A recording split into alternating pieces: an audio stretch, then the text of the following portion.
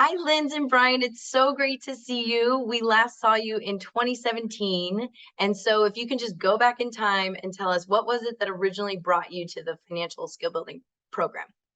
Mm, Thanks for asking. It's good to see you too, Katie. I came to the skill building class not actually wanting a skill building class. I felt like I already had financial skills and I was looking for something more advanced. And but I was encouraged by Homeward to come, see what I thought, and it helped me really put me in my place and realize, oh no, I don't have some of these major building block skills that I was giving myself credit for. And so while I was searching for something much bigger and much more complicated, I learned that those little fine-tuning skills are big, are complicated, and really took a lot of time to learn and master.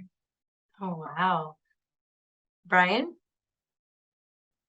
Working in the nonprofit sector and always having a fairly low paying job, maybe we could call it upper lower class. I just presumed that I never had enough money to do any proper savings to any degree.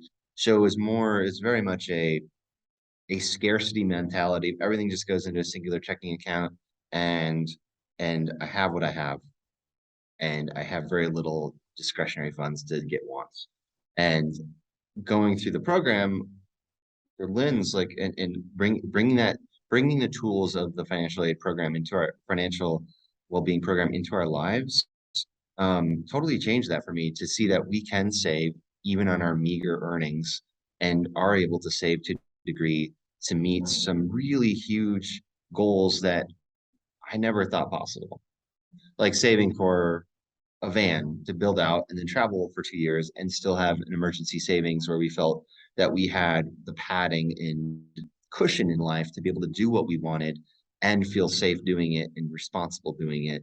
That's something that would have never occurred if not for financial planning.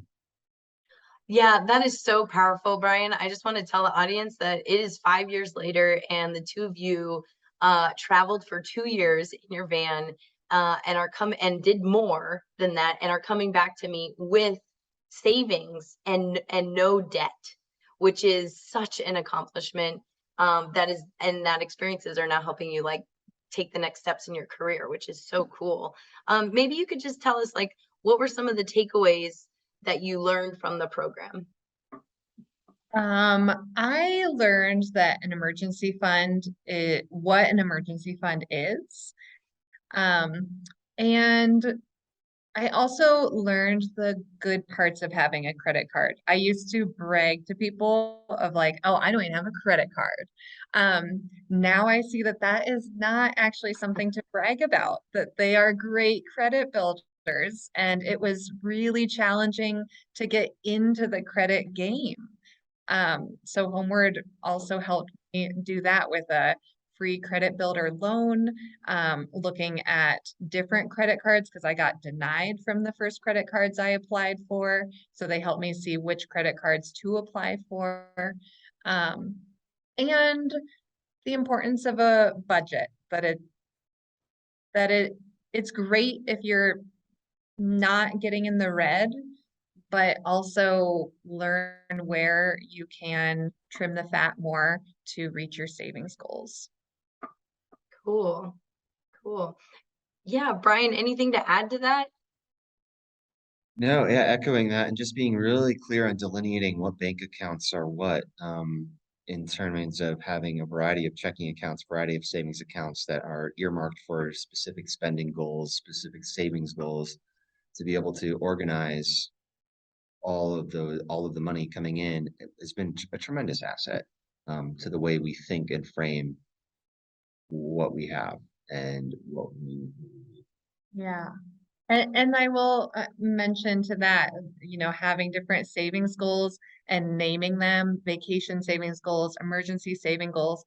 All I ever had before was one savings account for if something goes wrong. But I never allowed myself to use it ever.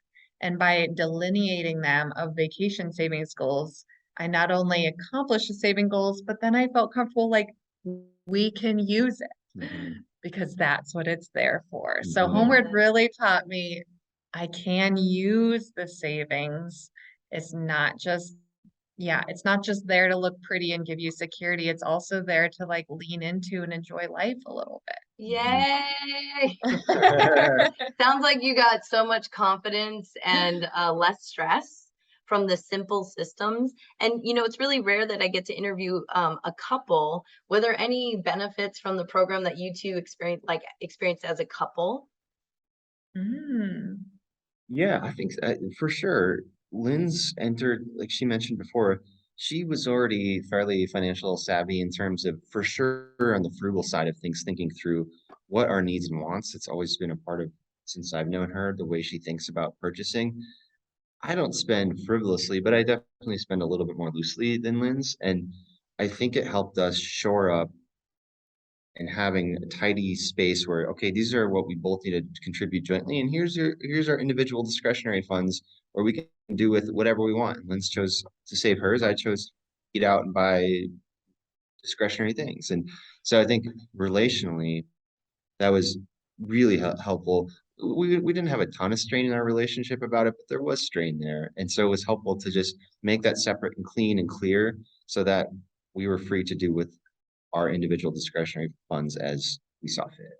Yeah, it allowed us to be different individuals and have like more ease in that than having I think I put pressure on Brian to for his financial life to look the exact same as my financial life, and we found that way where we can have similar goals and then we can have differences, and those Mhm. differences I have learned to like value and love and like adopt some of Brian's differences into my own life. Mhm. Oh, thank you for sharing. I mean, I feel like I'm talking to every couple I work with when I hear your takeaways, because those are huge things that these simple systems can give people that are real life stress reducers and love enhancers. Uh, if What advice would you give to, here's our last question. What advice would you give to anyone who's once thinking about doing it, but they're nervous to start? I would say the team at Homeward is so responsive and they know the emotional investment in exposing your finances and showing those places. And during our first financial meeting, some big emotions came out for me, and you really held space, Katie, for them.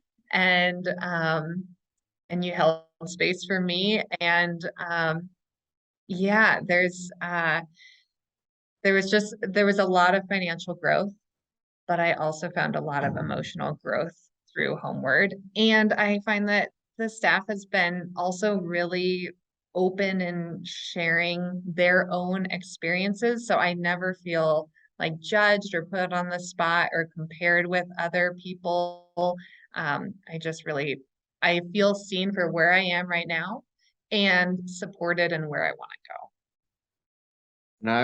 And I'm prior to the experience, I maintained the position that only millionaires and billionaires get financial or have financial guidance, and people who, or personal accountants and things. Not that that's what this is exactly, but need that kind of guidance with all their money to make sure they can make millions and billions more. But coming at it from a lower income aspect of thinking like, okay, I don't have a lot, but I can maximize even the little bit of money that I do have to feel more secure and to reach goals that previously didn't think were attainable. If I'm careful about watching where every dollar goes, those dreams can be realized. And if you're not making millions and billions of dollars, making a meager nonprofit salary, it's possible. And that that's where that's what I would encourage someone to think about. It's like you can't make too little to start doing this.